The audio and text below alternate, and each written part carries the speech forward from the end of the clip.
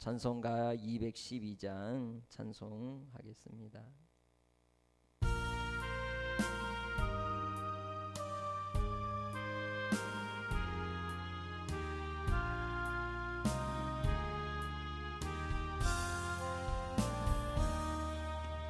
겸손히 주를 섬길 때 괴로운 일이 많으나 구주여 내게 힘주사 잘 감당하게 하소서. 인자한 말을 가지고 사람을 감화시키며 별길을 잃은 무리를 잘 인도하게 하소서. 구주의 귀한 인내를 깨달아 알게 하시고 굳건한 믿음 주셔서 늘 승리하게 하소서. 장래의 영광 비추사 소망이 되게 하시며 구주와 함께 살면서 참 평강 얻게 하소서. 아멘. 말씀 누가복음 17장 20절에서 37절 말씀입니다. 있습니다. 바리새인들이 하나님의 나라가 어느 때에 임하나이까 묻거늘 예수께서 대답하여 이르시되 하나님의 나라는 볼 수 있게 임하는 것이 아니요 또 여기 있다 저기 있다고도 못하리니 하나님의 나라는 너희 안에 있느니라. 또 제자들에게 이르시되 때가 이르리니 너희가 인자의 날 하루를 보고자 하되 보지 못하리라. 사람이 너희에게 말하되 보라 저기 있다 보라 여기 있다 하리라. 그러나 너희는 가지도 말고 따르지도 말라. 번개가 하늘 아래 이쪽에서 번쩍이어 하늘 아래 저쪽까지 비침같이 인자도 자기 날에 그러하리라. 그러나 그가 먼저 많은 고난을 받으며 이 세대에게 버림바 되어야 할지니라. 노아의 때에 된 것과 같이 인자의 때에도 그러하리라. 노아가 방주에 들어가던 날까지 사람들이 먹고 마시고 장가들고 시집가더니 홍수가 나서 그들을 멸망시켰으며 또 롯의 때와 같으니 사람들이 먹고 마시고 사고 팔고 심고 집을 짓더니 롯이 그 집에서 나가던 날에 하늘로부터 불과 유홍이 비오듯 하여 그들을 멸망시켰느니라. 인자가 나타나는 날에도 이러하리라. 그날에 만일에 사람이 지붕 위에 있고 그의 세간이 그 집 안에 있었으면 그것을 가지러 내려가지 말 것이요 밭에 있는 자도 그와 같이 뒤로 돌이키지 말 것이니라. 롯의 철을 기억하라. 무릇 자기 목숨을 보전하고자 하는 자는 잃을 것이요 잃는 자는 살리리라. 내가 너희에게 이르노니 그 밤에 둘이 한 자리에 누워 있음에 하나는 데려감을 얻고 하나는 버려둠을 당할 것이요 두 여자가 함께 맷돌을 갈고 있음에 하나는 데려감을 얻고 하나는 버려둠을 당할 것이니라.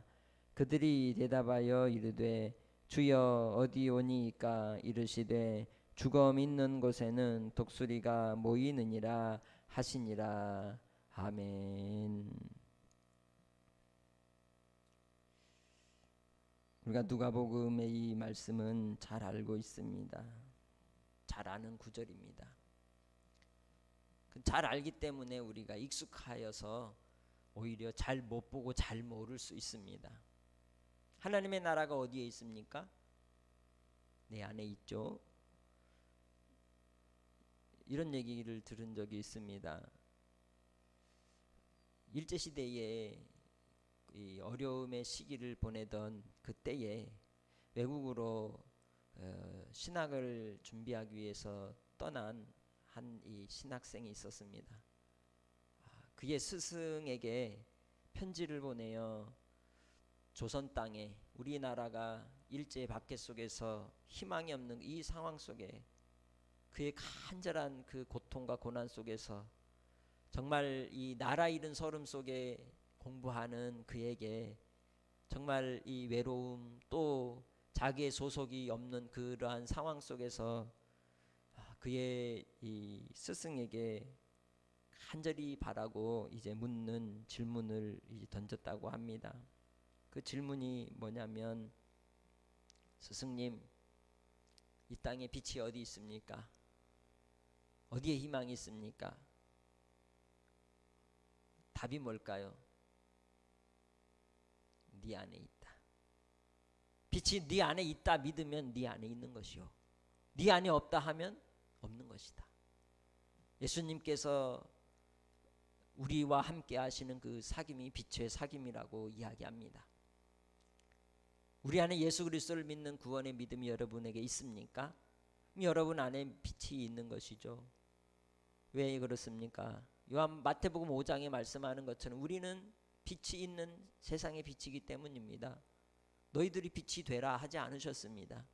이미 예수님과 사귐이 있고 예수를 믿고 따르는 자들에게, 제자들에게 예수님께서는 너희는 세상의 빛이다 하셨습니다. 우리의 본질을 정하여 주셨습니다. 예수를 믿습니까? 예수님을 따르고 있습니까? 그러면 빛인 것입니다. 내 안에 이 빛이 이미 있는데 세상을 바라보면서 세상 속에 빛이 없다고 한탄하고 있지는 않습니까? 세상은 당연한 것 아닌가요? 세상은 아버지의 사랑이 없습니다. 그렇기 때문에 세상을 바라보면 정욕적이고 마귀적인 것일 수밖에 없는 것이죠. 그 속에 음란과 탐욕이 가득합니다. 겉으로는 신사적인 것 같고 의로운 것 같아 보이는데 뒤를 들춰보고 속을 들여다보니 먼지투성이고 오물투성이인 인생들이 얼마나 많습니까? 그렇다고 해서 우리가 그들에게 정죄하고 돌을 던질 게 아닙니다. 왜 그렇습니까? 우리 인생도 똑같다는 것이죠. 하나님 아버지 앞에 가면 도찐개찐이고 번데기 앞에서 주름 닿는 것과 똑같습니다. 그렇게 인생들은 다 죄인이기에 하나님께서 보내신 예수 그리스도가 필요하지 않은 사람은 아무도 없습니다. 우리 안에서는 빛이 나올 수 없기 때문에 그렇죠. 예수를 믿을 때에 참 빛이신, 세상의 빛이신 예수 그리스도께서 이 땅에 오셔서 우리의 심령 가운데 빛을 비추시고 빛으로 우리 안에 들어와 우리 안에 빛으로 온전히 우리를 발산해 주시고 드러내 주실 줄 믿습니다. 그렇기에 오늘 본문에 나오는 이 바리새인들이 예수님께 와서 물었던 질문, 하나님의 나라가 어느 때 임합니까? 그것이 이스라엘 백성들의 아주 기본적인 화두였고 주제였습니다. 그러나 그들은 하나님의 말씀을 제대로 알지 못했던 것이죠. 이것도 아니고 저것도 아니고 때에 온다고 말했습니다. 예배도 그렇습니다. 이곳에서도 말고 저곳에도 말지니 하나님 앞에 예배하는 때가 온다고 하셨습니다. 그 예배하는 때가 무엇이냐? 성령의 강림으로, 성령 임하심으로 성령을 받은 자들을 통하여 진리의 말씀이신 예수 그리스도의 이름으로 예배하는 것, 예수 그리스도로 말미암아 예배하는 것이 하나님 앞에 영광이요 하나님이 기뻐 받으신다는 것입니다. 어느 장소에 국한되지 않았다는 것이죠. 마찬가지로 하나님의 나라도 그렇습니다. 하나님의 나라에 대한 인식이 바뀌기를 바랍니다. 하나님의 나라가 어디에 임합니까? 너희 안에 있느니라. 할렐루야. 하나님의 나라는 바로 우리 안에 있습니다. 하나님의 나라는 저기 있는 것이 아닙니다. 대한민국에 있는 것이 아닙니다. 여러분 안에 있는 줄 믿습니다. 이단들이 사람들을 잘 홀리는 아주 기본적인 이 방식이 이겁니다. 거기는 없어, 여기에 있어. 우리한테 있어, 거기는 없어. 복음은 전혀 그렇지 않습니다. 복음에는 장소에 국한하지 않는 것이죠. 저희 고향에 산등성이에 아주 멋진 한옥으로 된 큰 구조물이 있습니다. 그 사람들은 천존이라고 하는 이 신을 숭배하는데, 그래서 그곳을 천존의 집이라고 말합니다. 그런데 그 천존의 집이 거기 있는데 거기는 말세에 구원받을 자리예요. 그러니까 저희 동네는 구원받을 동네예요. 이 방식으로 이야기하는 게 이만희의 신천지가 과천을 이야기하고, 또 JMS 정명석도 자기의 고향 금산 쪽을 이야기하잖아요. 그처럼 우리는 어떤 국한된 인생의 3차원의 세상 속에 살기 때문에 우리가 생각하는 바도 시간에 매이고 공간에 매이고 조건에 매여서 자꾸만 거기에 합당한 곳을 찾게 되는 것입니다. 그러나 분명히 우리에게 말씀하십니다. 하나님의 나라는 너희 안에 있느니라. 너희가 어디를 가든지 너희 안에 예수 그리스도가 있고, 또한 하나님의 보내신 영이신 성령께서 함께 하신다면 그는 하나님의 보낸 자로서 하나님의 나라가 이미 그 안에서 완성된 자라고 말씀하고 있습니다. 그래서 이 일에 대하여 예수님께서 제자들에게 권면하신 말씀이 무엇입니까? 미혹당하지 말라는 것입니다. 이 사람 저 사람 별의별 얘기를 할지라도 그 얘기에 마음이 홀리고 넘어지고 쓰러지고 자빠지지 말라는 것이죠. 22절에 말씀합니다. 인자의 날 하루를 보고자 하되 너희는 보지 못하리라. 사람들이 보라 저기 있다, 보라 여기 있다 할지라도 가지 말고 따르지도 말아라. 하나님께서 그 백성들을 통하여 들으시는 그날 인자의 재림, 예수 그리스도의 재림이 어떻게 이룬다고 24절에 얘기합니까? 번개가 하늘 아래 이쪽에서 번쩍이며 하늘 아래 저쪽까지 비침같이 인자도 자기 날에 그러하리라. 온 세상이 다 알도록 장소를 초월하여 순식간에 주님께서 오실 것을 말씀하고 있는 겁니다. 은밀하게 사람으로 다시 태어나서 은밀하게 자기들의 사람들을 모으는 게 아닙니다. 예수 그리스도의 다시 오심은 심판주로 오실 때에 우리 주님은 모든 인류가 다 보이도록 나타나실 줄 믿습니다. 그때 하나님께서 우리의 삶 속에서 주의 백성들, 주님의 택한 자들에게 데려감을 허락하여 주실 줄 믿습니다. 노아의 때에 대하여, 또한 롯이 소돔의 멸망에 대하여 비유로 두 가지를 오늘 예수님은 설명하고 있습니다. 과연 우리는 데려감을 당하는 인생입니까? 버려둠을 당하는 인생입니까? 버려둠을 당한다는 것은 뭘까요? 이 세상의 멸망과 함께 멸망당한다는 것이요. 데려감을 당한다는 것은 무엇일까요? 예수 그리스도의 부활의 열매와 같이 부활의 첫 열매 되신 예수님과 함께 우리도 부활체로 주님 앞에 거듭난 하나님의 백성으로 나아갈 때가 된다고 말씀하는 것입니다. 그렇게 노아의 시대에 방주를 짓고 하나님의 때를 기다렸던 노아의 가족들처럼 우리가 이 땅의 삶 속에서 끝까지 하나님의 때를 바라보고 인내하며 믿음으로만 승리하는 복된 성도들이 되시기를 주의 이름으로 축복합니다. 그때의 노아가 방주를 짓는 그 100여 년의 시간 동안 어땠나요? 사람들이 잘한다, 이야 멋있다, 나중에 나 좀 태워줘 이랬을까요?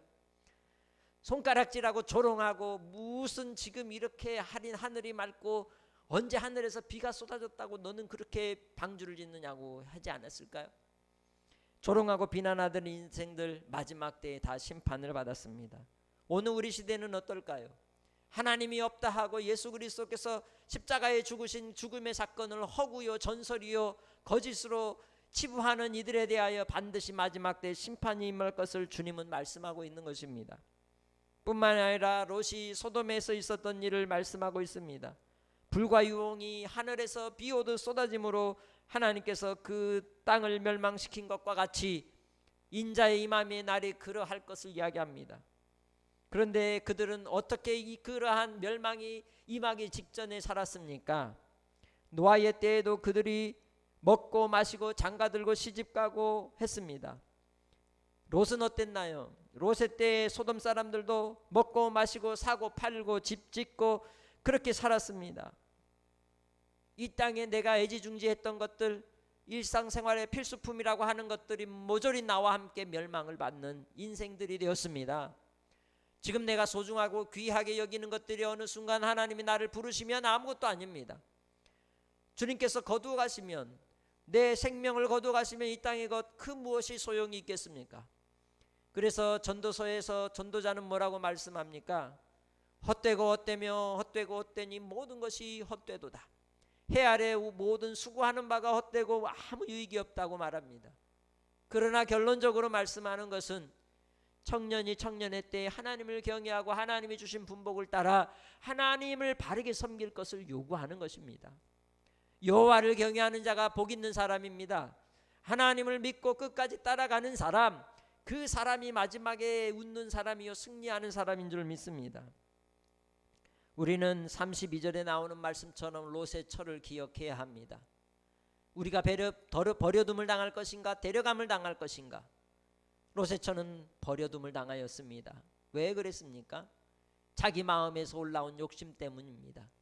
그 여인의 가슴 속에, 그 여인의 마음에는 빛이 없었습니다. 오늘 우리가 이 세상의 삶에 너무 바쁘게 너무 분주하게 살다 보면 빛을 잃어버린 인생처럼 욕심이 내 삶에 가득하여져서 오물 냄새가 나는 그러한 인생으로 전락하고 만다는 것을 기억하시기를 바랍니다. 롯의 처도 역시 자기 목숨을 붙들고 싶었을 것입니다. 그러나 그 목숨보다도 더 자기가 가진 세간살이, 자기가 살았던 추억거리, 자기가 옛날에 애지중지했던 것들을 그리워하고 놓칠 수가 없기에 돌아보았던 것이죠. 우리는 하나님의 역사, 하나님의 말씀, 하나님의 언약을 기억해야 합니다. 하나님께서 우리에게 뭐라고 말씀하셨는지를 확실하게 기억하고 분명히 깨달아 알고 그 말씀을 따라 순종하는 삶을 통해 아버지 앞에 나아가는 믿음의 권속들이 되시기를 주의 이름으로 축복합니다. 그 사람이 복 있는 사람입니다. 그 사람이 하나님 앞에 참 복된 인생인 줄 믿습니다.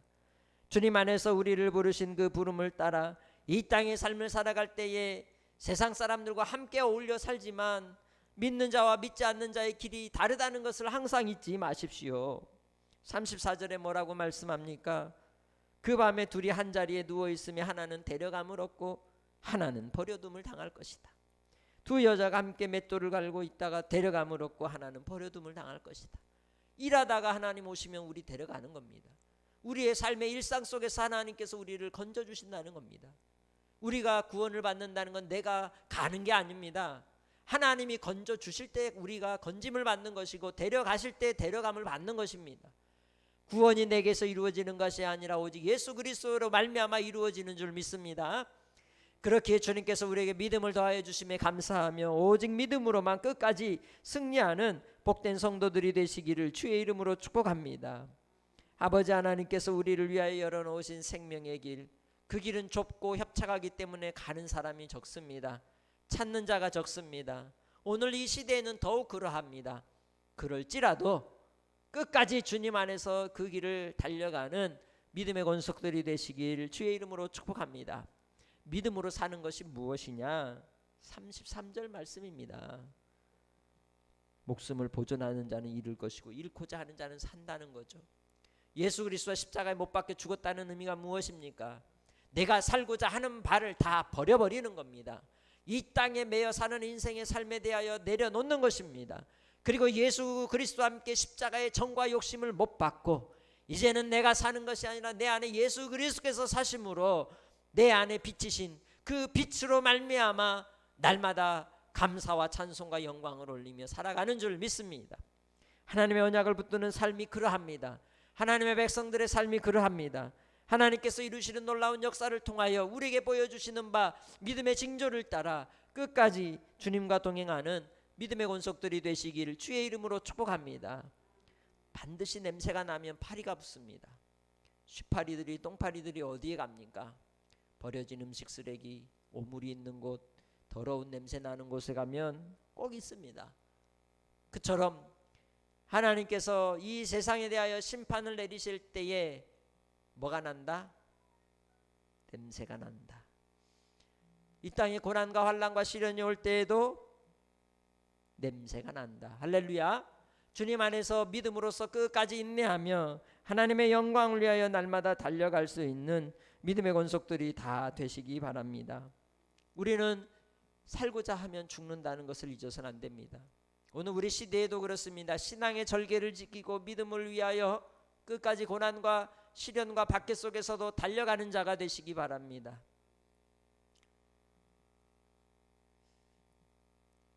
평양에 살다가 쫓겨나서 이제 우리나라로 탈북한 한 여인의 이야기를 들었습니다.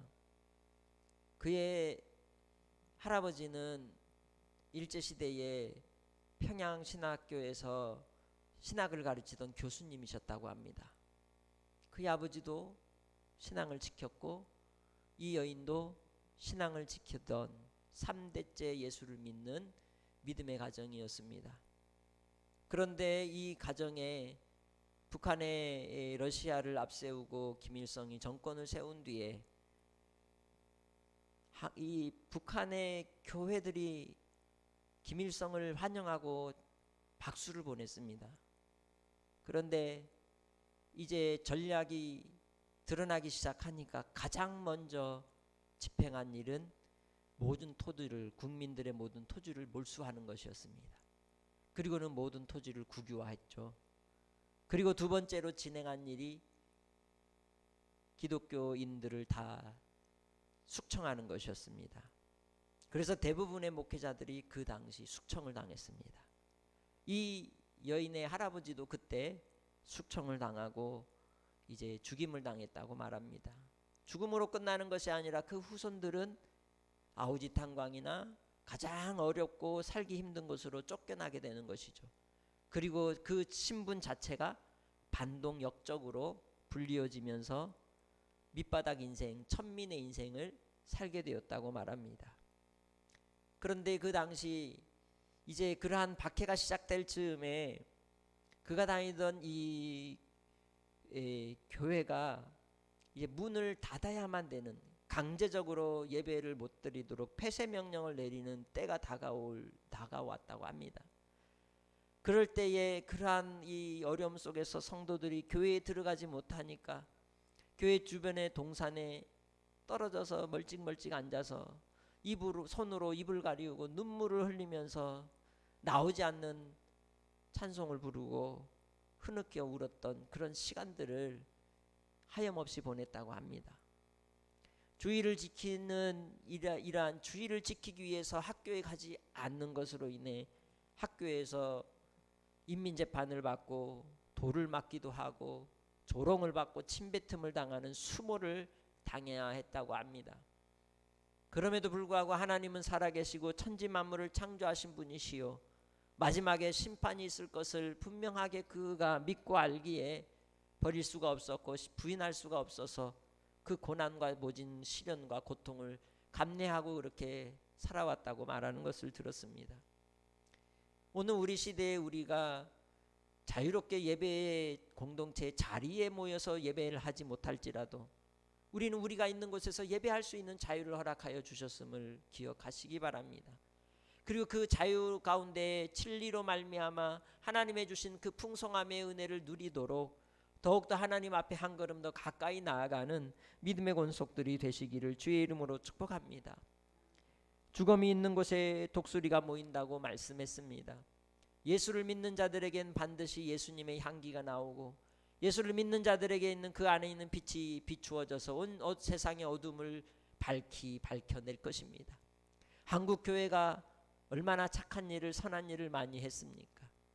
그러나 언론과 여론으로 인하여 조작되고 또 왜곡된 그러한 형태의 방식으로 한국 교회를 적대적 세력으로 만들어가는 모습을 볼 때 안타까울 수가 없습니다. 그러나 세상이 교회를 폐쇄시키고 우리가 믿음 생활하는 게 어려워지는 상황이 와도 여러분은 신앙을 떠나지 않을 겁니까? 떠날 겁니까? 분명히 1000만 기독교인이 100만이 되고 10만이 될 때가 옵니다. 북한이 10만의 지하교회 성도가 있다는 얘기를 들었습니다.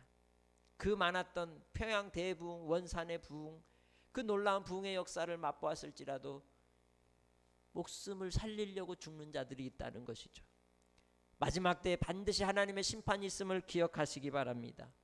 그리고 하나님께서 우리를 통하여 이루고자 하시는 그 마지막 때 끝까지 이기는 자가 이기는 자가 하나님 앞에 구원의 역사를 이루며 주님의 은혜 가운데 나아가는 백성이라는 걸 기억하시고, 또한 예수님께서 이 모래 위에 지은 집과 반석 위에 지은 집의 비유를 통해 말씀하셨듯이 나더러 주여 주여 하는 자가 다 천국에 들어가는 것이 아니라 불법을 행하는 자는 지옥 형벌로, 또한 하나님 아버지의 뜻을 따라 믿음을 지키고 순종하는 자에게 주신 하늘의 은혜를 누리는 자가 되도록 끝까지 믿음의 경주 속에서 승리하시기 바랍니다.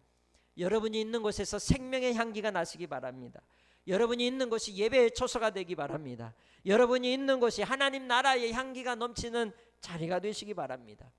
그렇다면 어떻게 해야 되겠습니까?